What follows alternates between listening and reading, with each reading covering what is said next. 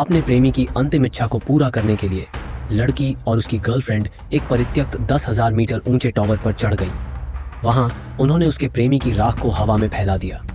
इसके बाद उसने टावर पर चेक इन किया और तस्वीरें ली अपनी गर्लफ्रेंड्स के साथ। उसने उन्हें अपने नंगे हाथों से हवा में लटका दिया। बेट्सी को ड्रोन को शूट करने के लिए नियंत्रित करने देने के बाद जब वह एक हाथ से लटक रही थी, दर्शकों की हथेलियों में पसीना आ रहा था। हालांकि यह उसके सबसे अच्छे दोस्त को उत्तेजित करने के लिए पर्याप्त नहीं था। उसने बेट्सी को भी वही करने के लिए प्रोत्साहित किया। जैसे ही वह खड़ी हुई, मैंने उसके दुखते पैरों को देखा, लेकिन अपने सबसे अच्छे दोस्त के प्रोत्साहन से वह धीरे धीरे नीचे उतरी और अपना जीवन उस पर छोड़ दिया। सबसे अच्छे दोस्त ने इस रोमांचक दृश्य की तस्वीर लेने के लिए अपना मोबाइल फोन निकाला। सौभाग्य से दूसरे हाथ से पकड़े हुए बेट्सी ने थोड़ा आराम किया। बेट्सी समय पर ऊपर चढ़ गई थी।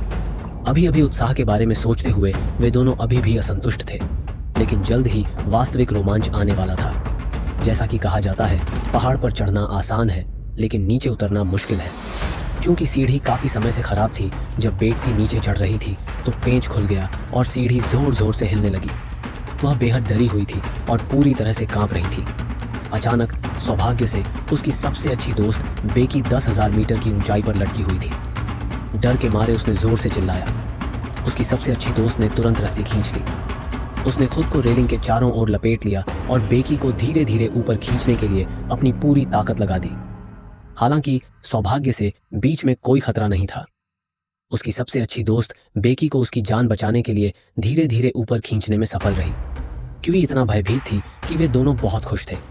जब उनकी मृत्यु हुई तो उन्होंने अचानक पाया कि सीढ़ी उनकी कमर को अवरुद्ध कर रही थी। पानी और भोजन से भरा बैकपैक भी सिग्नल पॉड पर गिर गया और बेट्सी की जांघ पर गहरी चोट लग गई। एक साधारण पट्टी के बाद उन्होंने अपना मोबाइल फोन निकाला और मदद मांगना चाहा, लेकिन 10,000 मीटर ऊंचे इस टावर पर कोई सिग्नल नहीं था। सौभाग्य से मुझे प्राथमिक चिकित्सा बॉक्स में एक दूरबीन और एक सिग्नल गन मिली। मेरे सबसे अच्छे दोस्त ने निरीक्षण करने के लिए दूरबीन का उपयोग किया, लेकिन इस रेगिस्तान में कोई नहीं था। मानव आकृति की छाया में कोई भोजन या पानी नहीं है, और अगर वे लंबे समय तक इंतजार करते हैं और कोई बचाव नहीं आता है तो वे निर्जलीकरण से मर सकते हैं। मेरे सबसे अच्छे दोस्त ने सोचा कि एक तरीका हो सकता है, मोबाइल फोन के जरिए। हो सकता है कि वे जिस स्थान पर हों वह ऊंचा हो। पहले से मदद मांगने वाले संदेश को संपादित करें और उसे रस्सी से बांध दें। जब फोन एक निश्चित ऊंचाई से गिरेगा तो कृपया मदद करें का संदेश भेजा जा सकता है। फोन को नीचे करने के लिए कुछ गर्लफ्रेंड टूटी हुई सीढ़ी से नीचे उतरती हैं, एक हाथ से नीचे के पैडल को पकड़ती है और फोन को नीचे गिराती है। जितना संभव हो उतना नीचे गिराएं, लेकिन सहायता संदेश नहीं सुना जाता। कोई शीघ्र ध्वनि यह दर्शाती है कि संदेश सफलतापूर्वक भेजा गया था। मेरे सबसे अच्छे दोस्त ने अंत में हार मान ली। ऊपर चढ़ने के बाद मैंने एक तरीका सोचा, जब तक कि फोन टूट न जाए, मदद मांगने वाला टेक्स्ट संदेश सफलतापूर्वक भेजा जा सकता है। मेरे सबसे अच्छे दोस्त ने तुरंत अपने जूते उतारे, उसमें मोबाइल फोन डाला, फिर उसमें कपड़े भर दिए और उसे नीचे फेंक दिया। बचाव दल के आने का इंतजार करने लगा और मेरे सबसे अच्छे दोस्त ने जूतों को दूर दूर तक देखा। तभी टावर के नीचे एक व्यक्ति फोन कॉल करता हुआ मिला। इस समय जब उस आदमी ने बात की थी, उसका सेल फोन टुकड़े टुकड़े हो गया था। ऐसा लग रहा था कि वे दोनों जीवन बचाने वाला तिनका पकड़ रहे थे और उस आदमी को जोर से चिल्ला रहे थे, लेकिन वे इतने दूर थे कि आदमी उन्हें सुन नहीं सका। बेट्सी ने जल्दी से अपने जूते नीचे फेंके, लेकिन फिर भी उस पर ध्यान नहीं दिया गया। फिर उसने एक और जूता नीचे फेंक दिया। अंततः कुत्ते ने उस आदमी को ढूंढ लिया और जूते को ढूंढने के लिए पीछे मुड़ा। वह बिना ज्यादा सोचे समझे चला गया। यह देखकर कि फिर से जगी उम्मीद टूटने वाली थी, बेट्सी ने सिग्नल गन का इस्तेमाल करना चाहा, लेकिन उसके सबसे अच्छे दोस्त ने उसे तुरंत रोक दिया। दिन के दौरान जब सिग्नल बंदूक चलाई जाती थी तो दूसरे पक्ष के लिए उसे देखना मुश्किल होता था। एक आरवी बहुत दूर नहीं थी। ये स्पष्ट था कि वह आदमी शिविर में आया था। सिग्नल गन को फिर से फायर करने से पहले रात तक दूसरा पक्ष निश्चित रूप से उस व्यक्ति को आरवी के पास गाड़ी चलाते हुए देख सकेगा। ओवन पूरे दिन भूखा रहा और वे दोनों लार टपकाते रहे। उन्होंने रात होने तक इसी तरह इंतजार किया और सवारों द्वारा सिग्नल बंदूकें चलाई गईं, जिससे पूरी रात आकाश आग से जगमगा उठा ऊंचे टावर पर, लेकिन वह आदमी नहीं चढ़ा। बचाव नंबर पर कॉल करने के बजाय वे दोनों कार के पास आए, खिड़कियां तोड़ी, अंदर घुसे और कार को खींच कर ले गए।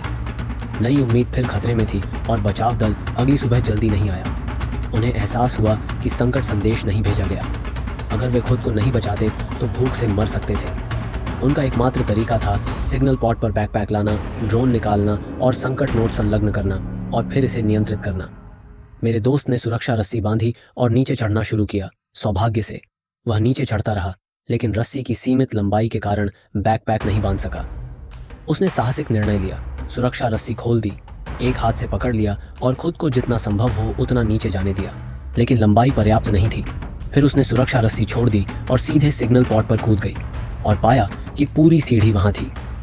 सारे कपड़े गिर गए थे, लेकिन सौभाग्य से मुझे बैकपैक मिल गया था और अभी भी थोड़ी उम्मीद की किरण बाकी थी। मेरे सबसे अच्छे दोस्त ने पानी उठाया और पी लिया, लेकिन कैसे उठूं ये एक समस्या बनी हुई थी। क्योंकि रस्सी की लंबाई पर्याप्त नहीं थी, मेरे सबसे अच्छे दोस्त ने बैकपैक को ठीक करने का तरीका सोचा। फिर उसने हुक करने के लिए सेल्फी स्टिक का उपयोग किया। उसने जोर से छलांग लगाई और बैकपैक को गले से लगा लिया। फिर बेट्सी ने धीरे धीरे अपने सबसे अच्छे दोस्त को ऊपर खींचने के लिए रस्सी को खींचना शुरू किया। अचानक पैर फिसल गया और उसने बेट्सी की रस्सी को पकड़े बिना धीरे से सुरक्षा की ओर देखा। नीचे देखते हुए उसे डर था कि उसकी सबसे अच्छी दोस्त मर जाएगी। बेकी ने तुरंत रस्सी खींची और धीरे से अपनी सबसे अच्छी दोस्त को पानी का एक घूंट लेने के लिए ऊपर खींच लिया। उसके बाद बेकी ने तुरंत एक आईब्रो पेंसिल से संकट नोट लिखा और उसे ड्रोन पर चिपका दिया। फिर उसने निकटतम होटल तक उड़ान भरने के लिए ड्रोन को नियंत्रित किया।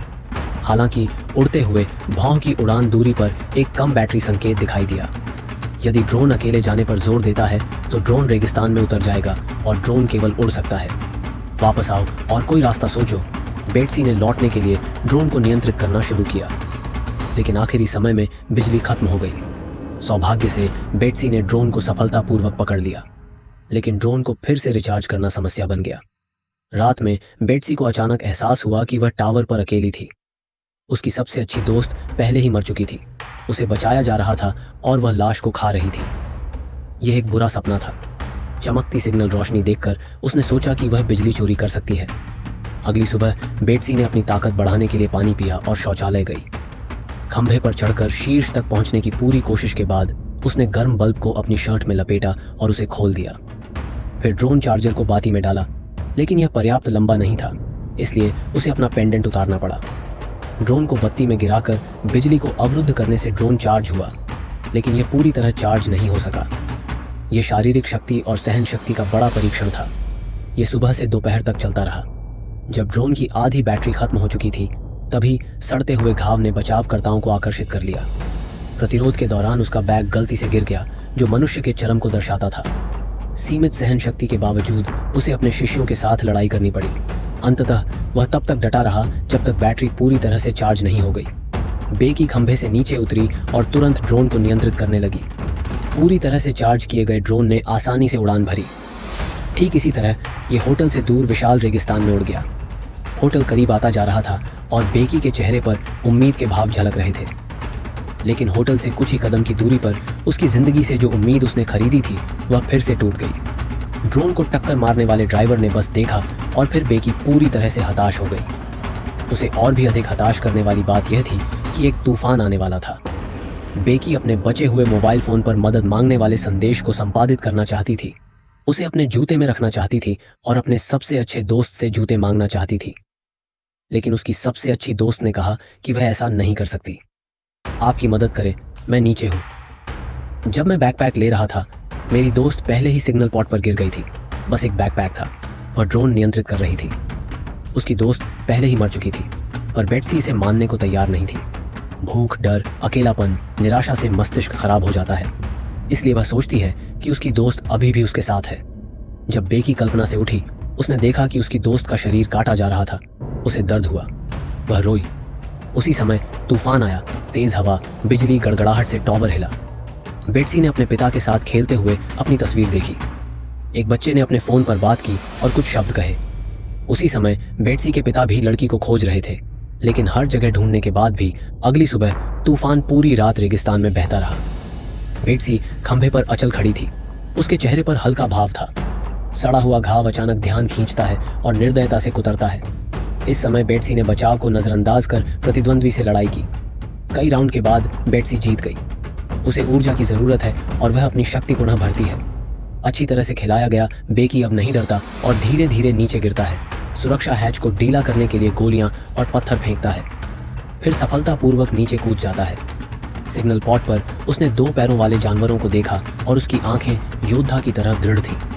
उसने मदद के लिए एक टेक्स्ट संदेश भेजा। उसने अपने सबसे अच्छे दोस्त के जूते उतारे और मोबाइल फोन को अंदर डाल दिया। फिर अपने दोस्त के शरीर से आई एम सॉरी कहा। इसके बाद उसने मोबाइल फोन के साथ जूते अपने दोस्त के शरीर में भर दिए, क्योंकि इस बार वह बेहतर सुरक्षा करना चाहता था। सब कुछ हो जाने के बाद फोन टूट गया। उसने अपने दोस्त के शरीर को नीचे धकेला। तभी जमीन पर एक दबी हुई आवाज सुनाई दी। उसी समय एंटीना पॉट का तार ढीला हो गया और बेट्सी उस पर पड़ी हुई थी, गिरने के कगार पर थी। दूसरी ओर बेट्सी के पिता, जिन्हें मदद के लिए एक टेक्स्ट संदेश मिला था, टॉवर की ओर चले गए। गॉल रोड पर जाए 11 हेलीकॉप्टर हवा में मंडरा रहे थे। टावर के नीचे 1 दर्जन से अधिक पुलिस गाड़ियां खड़ी थीं। जब वे कर्मचारियों के बगल में फलों के थैले देखते हैं तो अगले ही पल पिता निराशा से भर जाते हैं। बेट्सी, जिसे बचाया गया है, पिता की ओर दौड़ती है और पिता और बेटी एक दूसरे को गले लगाते हैं और फिर एक दूसरे को छोड़ देते हैं। अपने सबसे अच्छे दोस्त के शव को देखकर बेट्सी की आंखें ग्लानि से भर गईं। इस घटना के बाद उसने अपने पिता से कहा कि वह फिर कभी ऊपर या नीचे नहीं चढ़ेगी। धन्यवाद। अगर वीडियो पसंद आए तो लाइक, शेयर और सब्सक्राइब करना ना भूलें।